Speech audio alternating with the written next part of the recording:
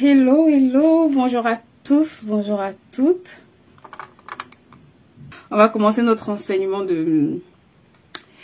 notre temps d'échange de cette semaine qui va porter sur les principes d'une bonne gestion financière, les principes divins. D'accord? Aujourd'hui, on va parler des principes divins. On va laisser un peu de côté ce qu'on fait habituellement, bien que ce soit pas mauvais, mais on va se concentrer un peu plus sur l'aspect divin. D'accord? Qu'est-ce que nous dit la Bible par rapport à nos finances? Quels sont les secrets qui sont contenus dans la Bible pour nos finances? Et c'est de ça qu'on va parler aujourd'hui. Coucou, Tata Clémence. Ok, donc je vais prier avant qu'on commence et on va commencer tout de suite après. Seigneur, je vais te dire merci pour ces temps. Merci parce que nous croyons que tu vas encore nous bénir ce matin.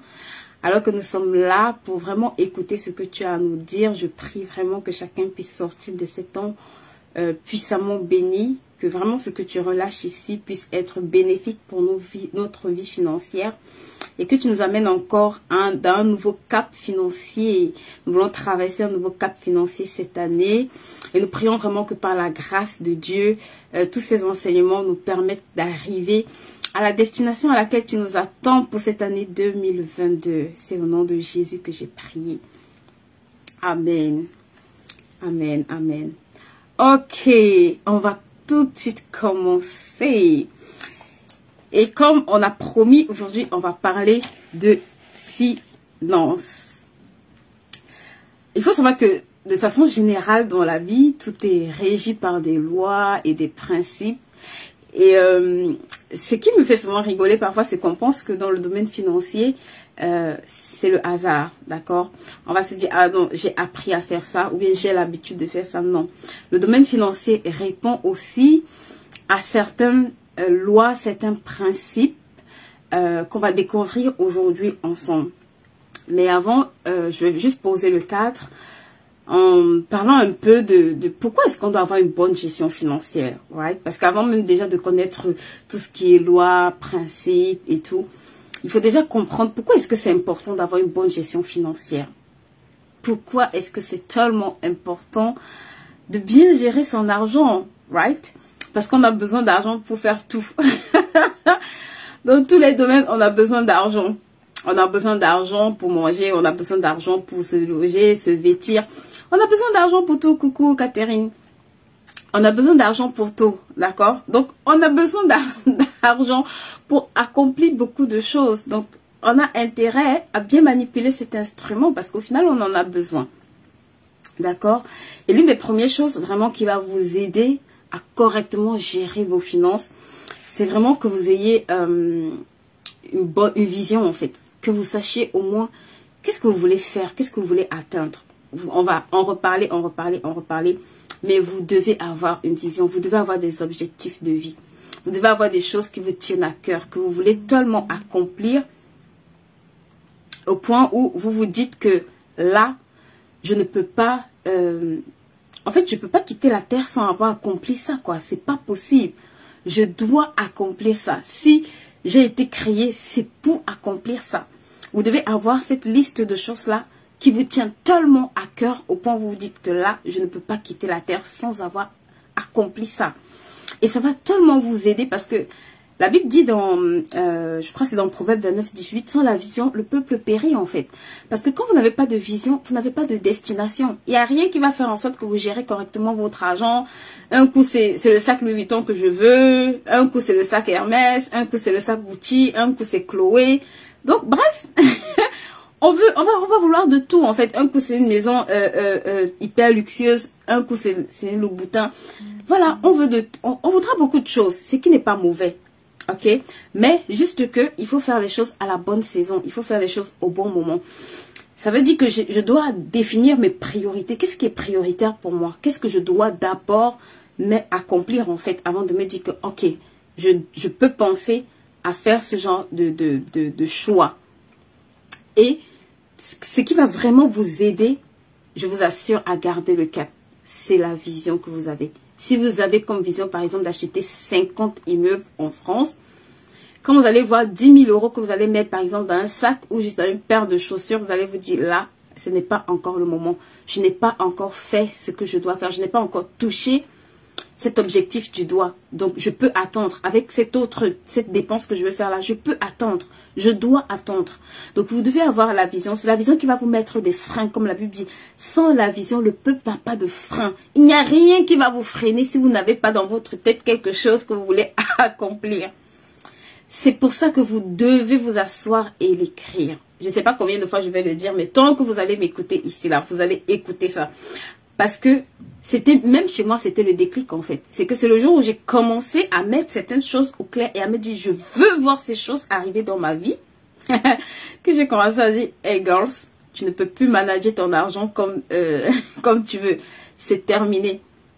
Avant ça, il n'y a rien qui va te freiner. Tu veux aller au resto, tu y vas. Tu veux t'acheter un sac de luxe, tu y vas. Tu peux même t'endetter pour faire des choses tellement inutiles et ou qu'est-ce, tu t'en fiches. Je te dis de toutes les façons je vais travailler, mais ce que tu ne sais pas c'est que ce que tu peux accomplir aujourd'hui, demain te coûte plus cher, right? Ça veut dire que s'il y a peut-être 20 ans, tu avais assez d'argent pour acheter un immeuble. Si tu vas acheter le même immeuble aujourd'hui, ce n'est plus la même somme d'argent que tu vas décaisser. Donc, il y a les opportunités que tu dois saisir aujourd'hui qui ne sont plus les mêmes opportunités, non seulement que tu auras demain, mais qui te coûteront plus cher que demain. Il y a ceux qui, par exemple, ont acheté sur Paris il y a 20 ans, 30 ans, 50 ans. Les appartements sur Paris, je ne pense même pas que ça valait 200 000, 300 000 euros. Aujourd'hui, pour avoir le même appartement, il faut mettre 600 000 euros. Ça veut dire que si à cette époque-là, tu avais de l'argent et que tu n'as pas acheté et qu'aujourd'hui, tu veux acheter, ça te coûte 2, 3, 4, 5 fois, voire parfois 10 fois dans certaines zones plus chères. Donc, les choix que tu fais aujourd'hui ou que tu dois faire aujourd'hui ont un impact significatif, non négligeable sur ton avenir, sur ton lendemain. C'est pour ça que tu dois voir où est-ce que je veux aller, où est-ce que je veux aller, où est-ce que je veux que mes enfants aillent, où est-ce que je veux que ma famille aille, où est-ce que je veux qu'on arrive en fait financièrement parlant. Je dois poser ça dans ma tête. C'est une décision, c'est un choix délibéré de me dire que ça, je veux l'accomplir. C'est ce qui doit me driver le matin quand je pose ce pied au sol. Je me dis, hey, c'est terminé le hasard. Je vais quelque part. Je vais quelque part. Je vais quelque part. Donc, vous devez vraiment vous mettre ça en tête. Je vais quelque part. Et là, l'une des choses qui va vous donner cette soif, cette hargne, c'est la vision. C'est pour ça que la Bible dit sans la vision, le peuple est sans frein. C'est qui te freine. C'est qui fait en sorte que tu recules quand tu veux faire un certain type de dépense ou quand tu veux prendre un certain type de décision. C'est la vision que tu as. Quand tu transportes une grande vision, je t'assure, il y a même des endroits où tu te dis non, je ne peux plus aller là-bas. Je ne peux plus gaspiller mon argent là-bas. C'est terminé. Ce que je transporte en moi est tellement grand, tellement puissant que je ne peux plus me limiter en fait à gaspiller mon argent ou à l'utiliser comme je veux. Je dois m'améliorer dans ce domaine. Je dois changer ma façon de faire les choses. Donc ça, c'est vraiment l'une des premières choses. La deuxième des choses, c'est que en tant qu'enfant de Dieu, on va rendre des comptes. Right? On est intendant. Vous n'êtes pas propriétaire. La Bible dit que vous ne vous appartenez plus. D'accord? Donc même vos finances, même quand Dieu vous donne cet argent, en réalité, ça ne vous appartient pas. Vous êtes intendant des biens d'autrui. Donc que quelqu'un me mette dans le chat, je suis intendant. Vous êtes intendant. Vous êtes gestionnaire. Right? Donc, si je suis gestionnaire, ça veut dire que je vais rendre des comptes. Et si je vais rendre des comptes, ça veut dire que j'ai intérêt à correctement gérer l'argent que j'ai. Et ça, c'est aussi une raison qui doit vraiment vous faire aspirer à faire les choses mieux que ce que vous faites actuellement. C'est quelque chose qui doit vous permettre de vous dire, ok, j'ai peut-être commencé à ce niveau, mais je dois m'améliorer. Ou bien j'ai peut-être mal commencé, mais il y a la possibilité de changer la donne. J'ai la possibilité de changer la donne, de faire mieux, de m'améliorer. C'est très, très, très important. Donc, vraiment, vous êtes intendant. Et la Bible dit longtemps après le maître revint. Il y a un jour où Dieu va vous demander des comptes. Et vraiment, vous avez intérêt à être quelqu'un qui va rendre de bons comptes au Seigneur. Qui va dire au Seigneur, j'ai travaillé correctement, j'ai fait de bonnes choses avec ton argent. Et voilà ce que ça a produit. Parce que quand Dieu te donne, comme il dit dans Genèse, il y a un plan de multiplication, il y a un plan de fécondité, il y a un plan de... Donc voilà, il a dit, soyez féconds, multipliez-vous, remplissez la terre. Donc, quand il te donne, c'est qu'il a vraiment un plan de multiplication aussi derrière, qu'il veut que tu puisses, pour lequel il veut que tu puisses l'utiliser. Et la troisième des choses que j'aime beaucoup dire, et ça je pense que ça doit rentrer dans la tête de tout le monde. Quand je dis tout le monde, c'est vraiment tout le monde. La Bible dit qu'un homme de bien laisse un héritage aux enfants de ses enfants, s'il vous plaît. Aujourd'hui, quand je préparais ce message, il y a vraiment quelque chose, une parole d'une amie qui m'est remontée à cœur. Et ça m'a tellement touchée. Parce que j'étais allée la voir il y a quelques années. Et franchement, elle vit dans une très belle maison. Et je lui disais, Miss, est-ce que tu penses, est-ce que tu es en train de préparer l'avenir de tes enfants? Comment ça se passe? Est-ce que tu prépares l'avenir de tes enfants? Et elle m'a dit quelque chose qui m'a, pour moi, extrêmement choquée. Elle m'a dit, moi, je ne compte rien laisser à mes enfants parce que de toutes les façons, moi, on m'a rien laissé, un truc comme ça. Ou bien alors, de peur que ils ne travaillent pas et qu'ils se disputent. On n'a rien à les laisser. Mon mari et moi, on a résolu de ne rien les laisser. Parce qu'ils travailleront pour eux-mêmes. Et j'étais comme like, oh my God, qu'est-ce qu'elle me raconte? Et je vous assure, j'ai rencontré plus de 2 personnes qui m'ont dit ça. Je ne laisserai rien à mes enfants parce que si je laisse à mes enfants, ils ne vont pas travailler. Si je laisse quelque chose à mes enfants, ils seront des feignants. Si je laisse quelque chose à mes enfants, ils vont se disputer. Il y a des familles où on s'entretue pour des biens qu'on a laissés. Écoutez très bien, ça ce n'est pas la volonté de Dieu.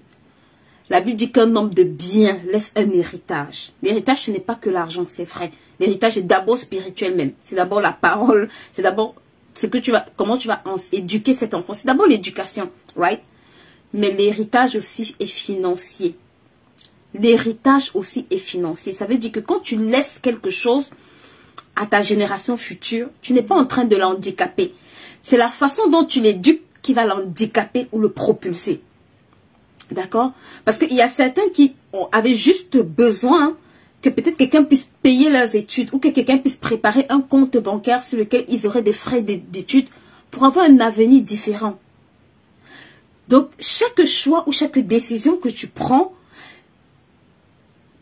de ne pas préparer l'avenir de ces enfants-là, c'est deux générations futures que tu handicapes. C'est 2 générations futures que tu handicapes. 2 générations après toi, au moins que tu handicapes. Parce que tu travailles en réalité pour au moins 3 générations. Donc, la propre, la tienne, celle de tes enfants et celle des enfants de tes enfants. C'est pour ça que la Bible dit un homme de bien laisse un héritage. Pas à lui, pas à ses enfants seulement, mais aux enfants de ses enfants. Tu travailles pour au moins 2 générations après toi. Après toi. Si tu fais ce travail-là, tu vas te rendre compte que ça propulse tes générations. Et si toi-même 2 générations avant toi, ils avaient fait ce travail-là, ils t'auraient propulsé. Donc, ce n'est pas parce que tu es la génération qui a hérité que tu ne prépares pas les générations futures. Non. Ça, c'est parce qu'on ne comprend pas correctement ce qui est dit. C'est pas parce que j'arrive et qu'on m'a laissé des biens que ça veut dire que je ne prépare pas les 2 prochaines générations. Non. Au contraire, on m'a juste propulsé pour que moi, je puisse mieux préparer ou alors les propulser davantage les 2 prochaines générations. Ce n'est pas pour que maintenant, je m'assois, je me dis, oh, ça va, tout va bien, voilà, quelqu'un m'a fait du bien, tout se passe bien, et puis that's all. Non. Quand on te propulse, c'est pour que toi, tu propulses 2 autres générations. Ça veut dire que si on a fait le travail pour toi, tu dois faire le travail pour 2 autres qui feront... Et à un moment donné, vous allez vous rendre compte que des milliers de générations, en fait, sont déjà préparées. Des milliers de générations après vous. Ceux qui l'ont compris, regardez les grandes fortunes, les grands héritiers là. Financièrement parlant, parfois, c'est des milliers, j'ai envie de dire des milliers de générations. Financièrement, ils ne connaîtront pas le manque. Ce n'est pas le hasard. Ce n'est pas un hasard. Donc, c'est des choses qui doivent nous pousser à nous dire, je dois améliorer ma gestion financière. Je dois avoir une meilleure gestion financière. Et c'est très important. Maintenant, je vais toucher avec vous quelques principes. Quelques principes divins d'une bonne gestion financière, right? On va pas tous les voir, mais on va quand même commencer à parler, à toucher un peu 2 ou 3 ou 4 points. On va voir en fonction de comment on va avancer. On verra. Donc, l'une des choses que vous devez vraiment comprendre, pour moi vraiment qui est fondamentale ou en tout cas essentielle, Vous devez comprendre que l'enrichissement est progressif. D'accord? Vous devez aller de progrès en progrès. Vous devez progresser. Tout ce qui est fast-food là, je vous en supplie, il faut laisser ça.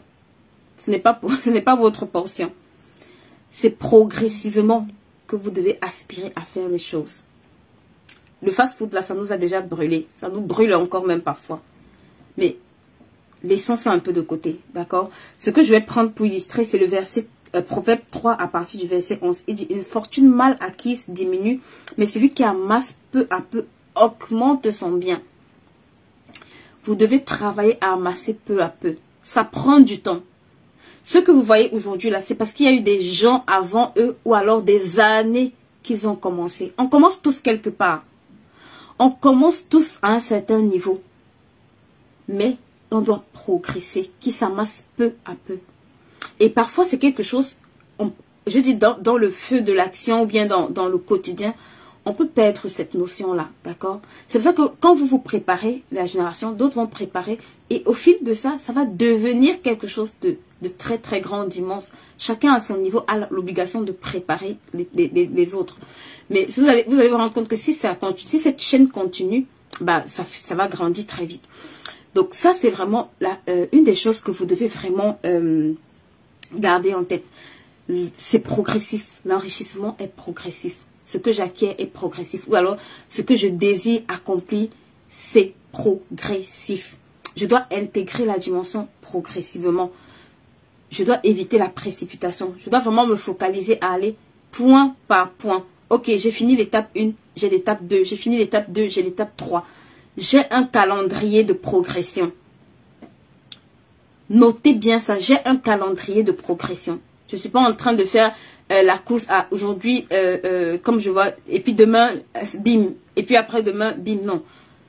Mon calendrier, c'est que je progresse. Je progresse, je progresse. Quand j'ai atteint une étape, un objectif, je me fixe un autre objectif. Quand j'ai atteint cet autre objectif, je me fixe un autre objectif. Je progresse palier par palier. C'est progressivement. La Bible dit, c'est celui qui, une fortune mal acquise diminue. Donc, tout ce que tu acquiers mal. Mal, ça ne veut pas toujours dire dans le sens de quelqu'un qui vole. Parce que parfois, on se dit que c'est celui qui vole. D'accord? La mauvaise acquisition aussi, c'est parfois quand tu acquiers quelque chose sans connaissance. Right?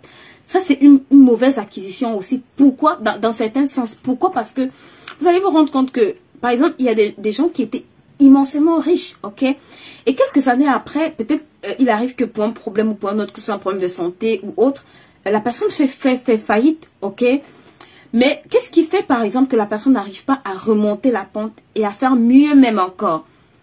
C'est simplement parce que parfois, elle n'a pas eu une méthodologie, une méthode, un process. Elle n'a pas compris ce qui l'a rendu riche. Et ça, parfois, c'est une mauvaise façon d'acquérir. Parce que quand tu acquiers sans avoir une méthode, une méthodologie, c'est des résultats non reproductibles. Ça veut dire que pour un peu que tu vas perdre ce que tu as, il te sera difficile de recommencer à le faire. Et ça, c'est très compliqué. On doit apprendre. Ça s'apprend en fait. Vous devez apprendre progressivement. C'est pour ça que quand vous amassez peu à peu, quand vous allez amasser ça, vous allez apprendre le stade d'après. Et au final, vous allez vous rendre compte que vous avez compris un certain nombre de choses. Donc, que vous ayez cet argent ou pas, vous pourrez recommencer le processus. Et parfois, ça nous manque. Parfois, voilà, c'est quelque chose qui arrive par je dis, une circonstance, un coup de chance. Et ça arrive, c'est normal. Sauf que quand tu ne comprends pas ce qui se passe, c'est des résultats difficilement reproductibles.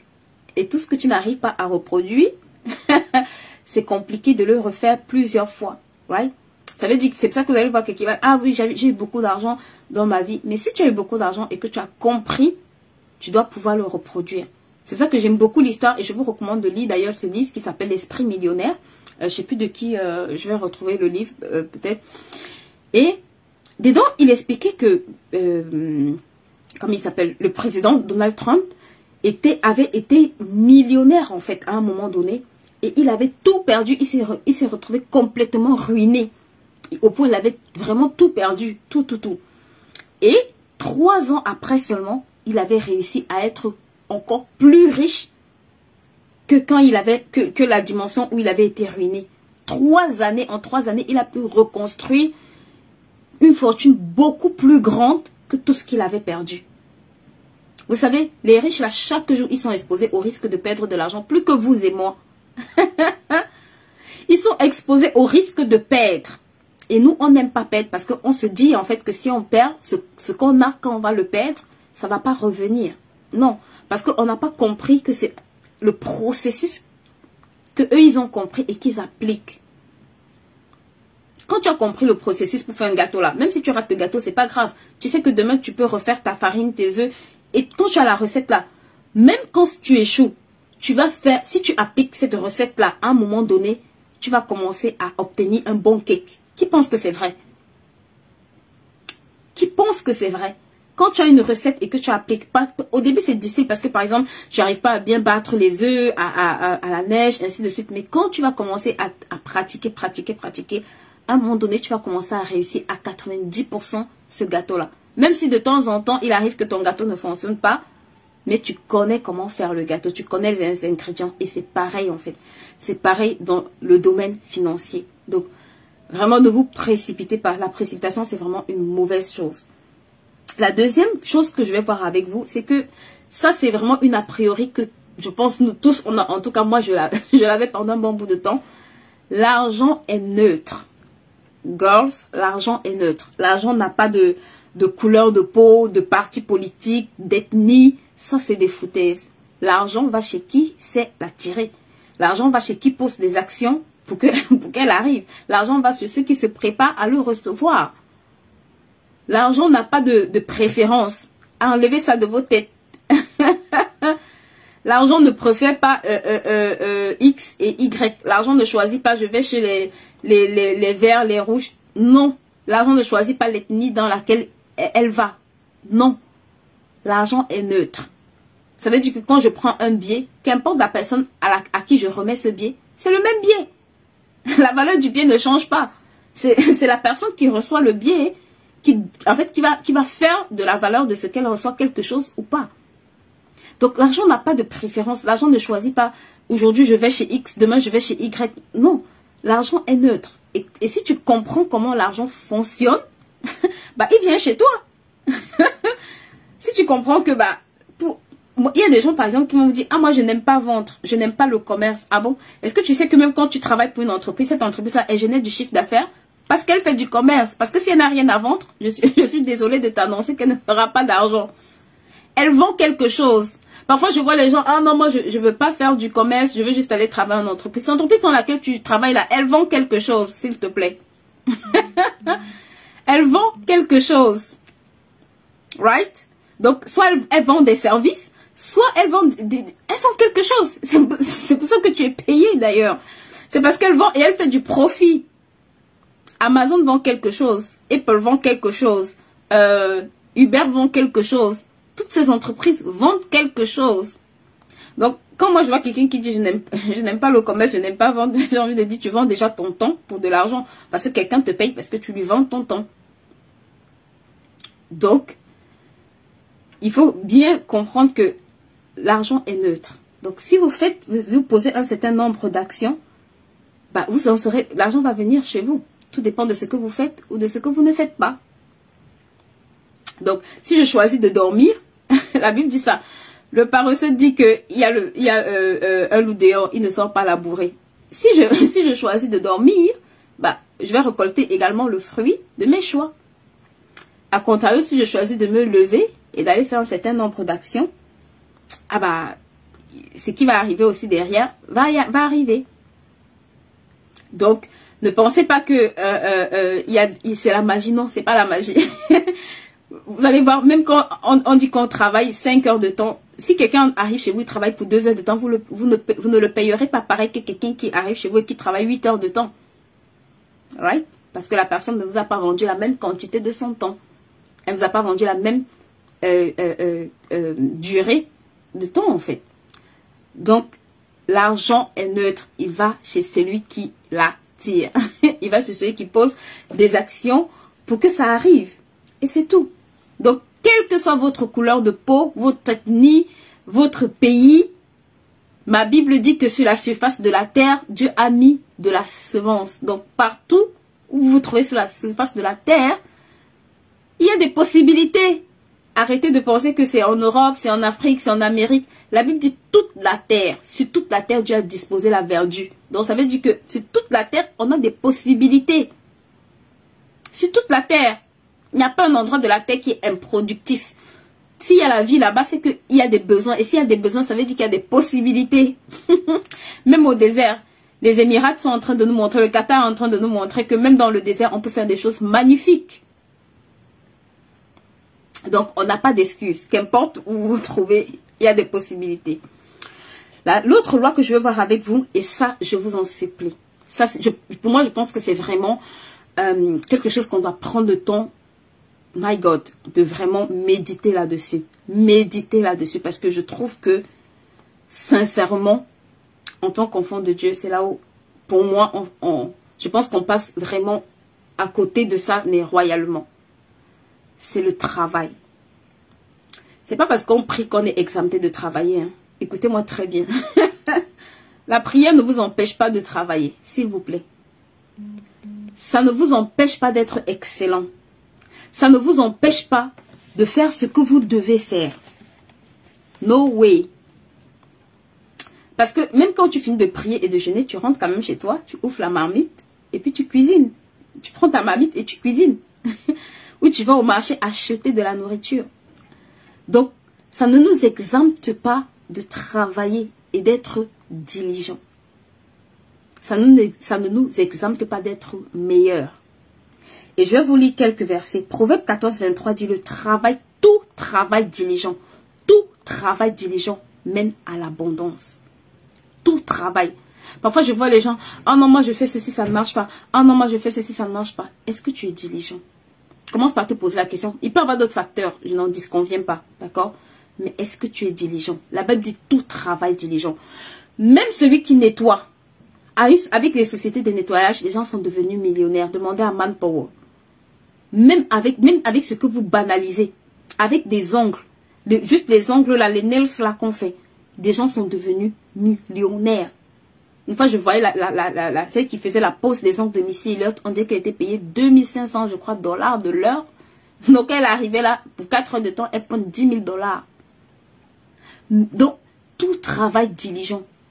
Tout travail diligent. La Bible ne dit pas, il y a un certain type de travail. Retire de ta tête que le travail que tu fais là, c'est ça qui peut t'appauvrir. C'est ça qui fait en sorte que c'est des foutaises. Si tu le fais avec diligence, tout travail diligent mène à l'abondance. Tout travail diligent. Ça veut dire que ta responsabilité, c'est de te demander, est-ce que je suis diligente? Qu'est-ce que veut dire diligent pour le Seigneur, pour moi? Dans mon travail, là, la diligence, c'est quoi? La Bible dit tout travail diligent. Il ne dit pas que c'est du jour au lendemain, parce que parfois aussi, dès qu'on commence, on veut que... Non, mais tout travail diligent. Ça veut dire que si tu regardes quelqu'un qui fait son travail avec sérieux, avec excellence, avec... Je t'assure que, même si au début, ça semble être bizarre, donne-lui quelques années. Donne à cette personne quelques années, s'il te plaît, pour voir quelque chose d'extraordinaire arriver sur ta table, venant de la personne. C'est pour ça que quel que soit le niveau auquel vous commencez, ce n'est pas le problème. Cherchez juste à être diligent, à vous améliorer, à rajouter de la valeur, de la qualité dans ce que vous faites. Le travail, c'est très important. Il a dit le précieux trésor d'un homme. Ton trésor, c'est le travail. Donc, si tu sais que c'est ton trésor, prends-en soin. Tu vois comment on chérit le trésor là. On veut pas... Quand quelqu'un a un diamant là, il veut même pas que quelqu'un... C'est tellement précieux pour lui. Ton précieux trésor, c'est ton travail. C'est l'activité. Comment est-ce que tu... Dans l'activité où tu veux que cette activité te bénisse. Tu veux avoir l'abondance dedans. Mais comment est-ce que tu te comportes dans cette activité-là? Comment est-ce que tu manages cette activité-là? On doit tous s'améliorer. Tous autant qu'on est. On doit progresser. Ça veut dire que si aujourd'hui j'arrive à faire un certain nombre de choses, je dois me dire que, hey, ce n'est pas... Ça, c'est mon premier terminus. Mais il y a encore un autre niveau. Il y a encore une autre dimension à laquelle je dois arriver. Si j'arrive à faire 10 choses en une journée, ok, c'est le step 1. Je peux faire 20 choses, right? Je peux superviser 10 autres choses. Je dois toujours m'améliorer. Vous savez, le secret, l'un des plus grands secrets même. Regardez, on a commencé hier avec des téléphones kiri bizarres là. Aujourd'hui, là, on est sur Android, on est sur les tablettes, on est sur plein de choses. Parce que ces personnes-là n'ont jamais cessé de s'améliorer. Aujourd'hui, on conduit des voitures automatiques. Demain, avec Tesla, je pense qu'on va s'asseoir, même on va seulement appuyer. Peut-être ça va nous conduire où on veut aller. Parce qu'il y a de l'amélioration en permanence. Et ça fait une différence. Ok? Donc, dans votre travail, la Bible dit tout travail. Tout travail. Quel est le travail que tu fais? Commence à t'améliorer. Commence à te dire, je vais être la meilleure. La terre ne pourra pas conjuguer sans moi dans ce domaine. Le monde ne pourra pas faire sans moi. Ils seront obligés de me compter parmi les meilleurs. Quand on va citer un domaine là, comme aujourd'hui, quand on parle du golf, on cite Tiger Woods, right? Quand on parle du basket, on parle de Michael Jordan.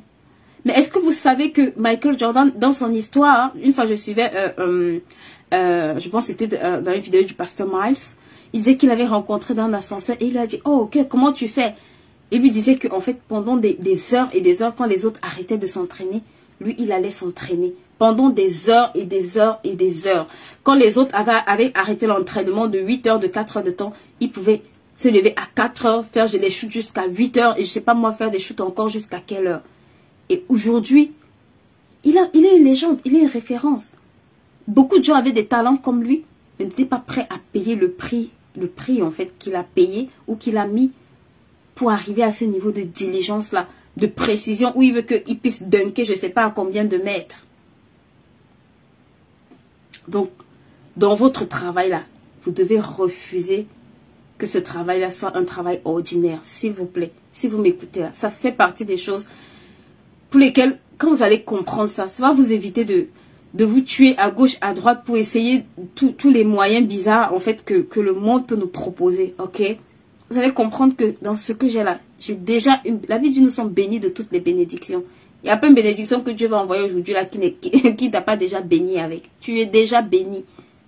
Ça ne va pas sortir. C'est en toi, c'est maintenant à toi de le manifester. Le problème c'est la manifestation c'est comment est-ce qu'on va le manifester, comment est-ce qu'on doit le manifester qui est problématique. Donc, vraiment, et j'aime beaucoup Proverbe 28, 19 qui dit, celui qui cultive son champ est rassasié de pain. Mais celui qui poursuit les choses vaines est rassasié de pauvreté. Qu'est-ce que tu poursuis? Parfois, je me dis, qu'est-ce que tu poursuis? Moi, je me dis, qu'est-ce que tu poursuis? Sérieusement, qu'est-ce que tu poursuis? Tu sais, quand tu poursuis quelque chose là, ça veut dire que tu es derrière ces choses-là. Il dit, celui qui cultive son champ est rassasié. Quel est le champ que tu cultives? La Bible nous parle. Quel est le champ que tu cultives?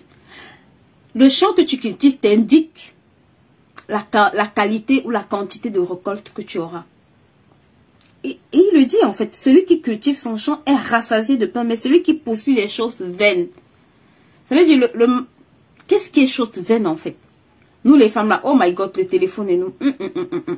Moi, qui parle là, j'aime rester au téléphone. Hein. Mais j'ai appris même en restant au téléphone en travaillant.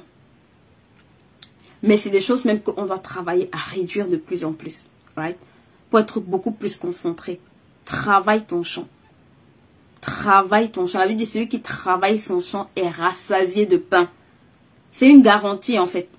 Donc, si tu manques de pain, demande-toi quel est le champ que je travaille. Quel est le champ que je travaille? En 2022, quel est le champ que j'ai pris la résolution de travailler? Dans quel champ est-ce que je me suis positionnée?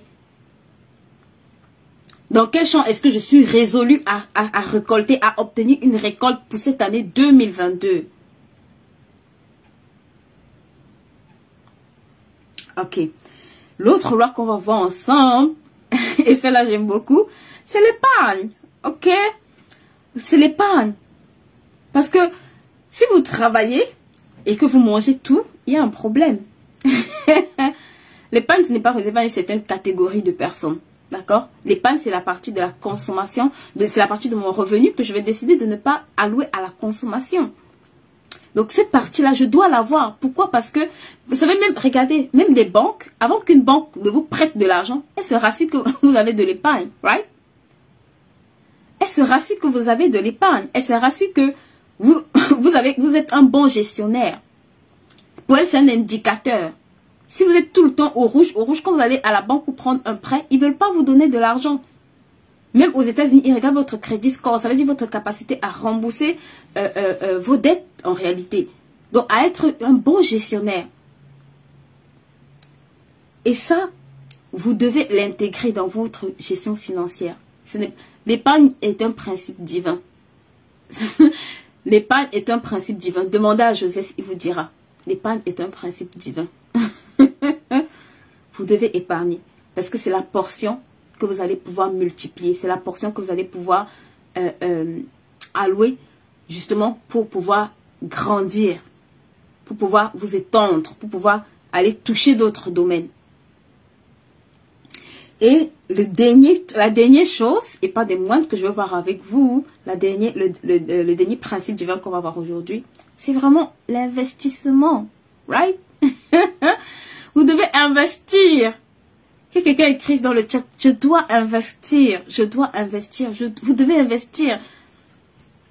Pourquoi? Parce que si j'épargne, comme beaucoup de gens le font, et mon épargne va juste dormir sur un compte bancaire, la réalité, c'est que votre argent perd de la valeur avec des années. Je l'ai dit tout à l'heure et je le dis, tout argent qui dort sur un compte bancaire qui ne travaille pas perd de la valeur. Pourquoi ça perd de la valeur? Parce que, par exemple, si vous regardez, il y a 5 ans, même le prix du carburant, c'était pas pareil. Right? Donc, si aujourd'hui, vous allez utiliser la même quantité d'argent pour acheter plus cher, ça veut dire que votre argent a perdu de la valeur. Si hier le carburant coûtait 1 euro, j'ai mis par exemple 1000 euros sur mon compte bancaire. Si aujourd'hui je vais utiliser le même argent pour acheter le carburant qui me coûte 2 fois plus cher, j'utilise plus de quantité d'argent. Donc mon argent perd de la valeur quand il reste sur mon compte bancaire et qui n'est pas investi. Et c'est une loi de la multiplication. C'est pour ça que Dieu même, il vous donne la semence. Il aurait pu nous donner déjà des immeubles. Il aurait pu déjà nous donner des trucs tout faits. Non. Il vous donne de la semence. Parce que dans la semence, votre épargne représente la semence que vous devez aller multiplier par l'investissement. Vous devez multiplier votre argent par l'investissement. Vous devez investir. C'est le moyen par excellence de multiplier ce que vous avez. Il n'y a pas... Je ne sais pas s'il existe d'autres moyens. Peut-être vous me mettrez dans le chat. Mais vous devez investir. C'est comme ça que vous allez multiplier ce que vous avez. Et c'est comme ça que vous serez de meilleurs gestionnaires. Et que vous allez apprendre à gérer de plus en plus, de mieux en mieux. Allez garder de l'argent sur un compte bancaire ne fait pas de vous un bon gestionnaire. La Bible dit dans Deutéronome que nous emprunterons aux nations. Mais comment on va emprunter si nous-mêmes on n'arrive pas à avoir assez? Comment on va emprunter si notre argent dort sur des comptes bancaires et ne travaille pas? Qui va emprunter aux nations quand son argent dort sur un compte bancaire uniquement? Et quand cet argent-là ne permet pas de construire, de faire des projets, ainsi de suite. Même à la banque, votre argent ne dort pas sur votre compte bancaire. Hein. Quand vous ouvrez votre application, c'est juste une écriture. Mais cet argent-là, c'est le même argent que vous venez de prêter quand vous voulez acheter une maison et que vous le prêtez à un taux d'intérêt bien élevé. D'accord? D'accord? Donc, la banque n'a pas de système dans lequel il va faire dormir votre argent. Ils peuvent avoir des fonds de sécurité, mais le principe, c'est qu'ils vont faire travailler votre argent. Ils vont faire travailler cet argent. C'est pour ça que d'ailleurs, vous avez des comptes rémunérés. Ils n'inventent pas de l'argent, c'est parce qu'ils le placent que derrière, ils peuvent vous donner une toute petite partie en intérêt. Donc, vous devez investir, vous devez faire travailler cet argent-là. Vous devez épargner et vous devez investir. D'accord? Vous devez investir. Et le premier investissement, sincèrement, que vous devez tous faire, je vous assure. En tant qu'enfant de Dieu, moi, je pense que le meilleur investissement, c'est d'honorer Dieu. Right? Vous devez honorer Dieu. Parce que voilà, tout ça, David le dit dans Chronique, tout ce que j'ai, je l'ai reçu de toi. Donc, tout ce qu'on a, on a reçu de Dieu. Pour moi, c'est vraiment, voilà, c'est vraiment quelque chose qui ne doit pas, voilà, avec lequel on doit être à l'aise, honorer Dieu. Maintenant, je vais parler d'un autre type d'investissement où vous devez vraiment aussi, en tant que chrétien, je vous en supplie, ou même non chrétien, parce que c'est pas qu'une plateforme réservée aux chrétiens. Donc, vous devez vraiment, le meilleur investissement pour moi, après honorer Dieu, le meilleur investissement que vous devez faire, c'est vous-même, s'il vous plaît. Je sais pas, ça peut mettre du temps avant d'entrer dans nos têtes. Mais vous êtes le meilleur investissement que vous devez faire. Ça veut dire que vous devez investir en vous-même. Pas juste pour acheter des habits, comme je vois on le fait, des habits, des chaussures, le maquillage. Vous devez investir dans ce qui vous fait prendre de la valeur. Dans ce qui fait que vous coûtez plus cher, dans ce qui fait que vous valez plus cher, dans ce qui fait que vous pouvez générer plus. Vous devez investir. Ça veut dire que vous devez investir dans la connaissance. La Bible dit que mon peuple périt parce qu'il lui manque de la connaissance. Tu ne péris pas parce qu'il te manque des chaussures, des habits. La Bible dit ne même pas s'inquiéter pour ça, right? Mais ce qui te manque, c'est la connaissance. Ça veut dire que quand tu fais la liste des domaines dans lesquels il te manque de la connaissance, s'il te plaît, ne dis pas, on ne connaît pas tout. Personne ne connaît tout. En tout cas, s'il y a quelqu'un qui connaît tout, gloire à Dieu. Moi, j'ai encore des choses à apprendre. Moi, j'ai encore des choses sur lesquelles je sais que je dois m'améliorer. J'ai encore des domaines dans lesquels je dois payer pour être formé. Right? Et c'est la connaissance qui va te faire aller à un autre palier. C'est la connaissance qui va te... Parfois, vous savez, comme je disais, en fait, dans mes vidéos, je disais que j'ai lu un article, en fait. Et je pense que je l'ai posté d'ailleurs dans les groupes. Je réalisais l'article. L'action de test, ça a coûté que 17 $ il y a quelques années. Aujourd'hui, elle vaut plus de 1090 $. Plus de 1090 $. Donc, avec 17 $, ce que vous auriez pu faire, juste 17 $, il y a quelques années, si vous aviez de la connaissance, aujourd'hui, ça aurait été totalement différent. Aujourd'hui, peut-être même ça vous aurait pas rendu hyper riche, mais vous aurez fait peut-être un pas de plus vers l'accomplissement. Et ça existe dans des milliers de domaines. Il n'y a pas que le secteur boursier. Dans plein de domaines, on a des opportunités. Dans l'immobilier, on a des opportunités. Donc, même si vous ne pouvez pas vous positionner partout, cherchez au moins peut-être un ou deux domaines dans lesquels vous commencez par vous dire, dans ce domaine-là, j'ai besoin de connaissances. J'ai besoin de connaissances. Je vais acquérir de la connaissance. Je vais me former. Il n'y a pas de connaissances inutiles. Il n'y a pas de connaissances inutiles. Notez ça très bien, s'il vous plaît. Il n'y a pas de connaissances inutiles. C'est pour ça que vous allez voir, les riches lisent de tout. Ils lisent dans la botanique, ils lisent les livres qui parlent de tout. Des animaux, du management, du mariage. Ils lisent de tout. Parce que dans tous les domaines, tu peux apprendre. Dans tous les domaines, tu as à apprendre. Ce n'est pas juste parce que tu es équilibré dans le domaine financier que dans les autres domaines, tu dois être déséquilibré. Tu dois apprendre en réalité. Mais comme il faut commencer quelque part, détermine ce qui pour toi est un challenge. Détermine ce qui pour toi est un frein peut-être pour ta situation actuelle. Et commence par là. Commence par te former. Et comme j'aime beaucoup dire, l'un des meilleurs moyens aussi pour se former, c'est de lire. Mais même si on n'aime pas lire, lisons. Même si on n'aime pas lire, lisons. Je vous assure, quand vous lisez, vous prenez la sagesse, l'intelligence de d'autres personnes. Dieu n'a pas tout déposé en toi seul. C'est pas vrai. Tu ne connais pas tout. Même dans ton domaine, tu peux apprendre et tu dois apprendre des autres. Parce qu'il y en a qui ont déjà une longueur d'avance. Il y en a qui ont déjà compris. Il y en a qui sont déjà à un palier plus grand que toi. Et ça, c'est vraiment quelque chose que vous devez vous discipliner à faire. Lisez au moins 5 à 10 pages d'un livre chaque jour. Qu'importe le livre. Et j'ai envie de dire encore mieux si c'est la Bible. Mais la Bible, c'est déjà non optionnel. Donc, lisez. En plus de la Bible, lisez ce que les autres écrivent. Lisez dans d'autres domaines. Lisez les autres. Quand vous allez à l'école, là, regardez quand vous allez à l'école. Personne ne dit, ah, bon, à l'école, moi, je ne vais pas lire mon livre et je vais réussir. Non. Tu as l'histoire, tu as la géographie, tu as les physiques, tu as les mathématiques, tu as la chimie. Tu as plein de matières dans lesquelles tu as des livres. Et tu lis. Et au bout de 10 ans, 15 ans, 20 ans, tu sors de là étant diplômé. Donc, ça peut prendre du temps. Au départ, vous pouvez ne pas voir de résultats. Vous pouvez vous dire, oh my God, j'ai l'impression que je ne progresse pas. Mais continue encore. Continue quelques années. Continue sur 5-10 ans et tu verras toi-même la différence. Ce qui va sortir sera juste extraordinaire. Donc, et la dernière des choses dans lesquelles il faut que vous investissiez aussi, et vraiment ça je vais clôturer par là, vous devez investir dans des actifs. Vous devez investir dans des actifs. Ça veut dire des choses qui sont susceptibles de vous générer. La première catégorie, c'est vous-même. Ok, vous devez prendre de la valeur. Parce que quand vous allez prendre de la valeur, vous allez pouvoir aussi donner ou proposer des choses qui ont beaucoup plus de valeur. Ok, mais vous devez aussi investir dans des actifs. Ça veut dire dans des choses qui sont susceptibles de vous ramener ou rapporter du cash ou de l'argent, ou alors un certain type de rémunération.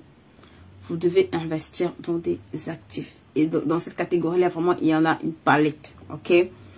Que ce soit dans l'immobilier, que ce soit dans la bourse, que ce soit... Vous avez plein de possibilités. Vous avez plein de possibilités. Maintenant, voilà, en fonction de votre objectif ou de vraiment votre battement de cœur ou de votre stratégie, parce que beaucoup n'ont pas de stratégie aussi, vous allez faire le choix, voilà, de dynamiser votre portefeuille d'actifs comme vous le souhaitez. Donc, voilà, c'est ce que je voulais voir avec vous aujourd'hui concernant les principes divins. Je pense que c'est une série qu'on continuera parce que j'aime beaucoup cette série. Et on va toucher de plus en plus de points la prochaine fois. Je vous dis à très bientôt. Si vous avez des questions, je vais peut-être y répondre. Je vois pas de questions dans le chat. Je sais pas s'il y a des questions. Mais s'il y a des questions, bah, vous les posterez et au pire, j'y répondrai plus tard.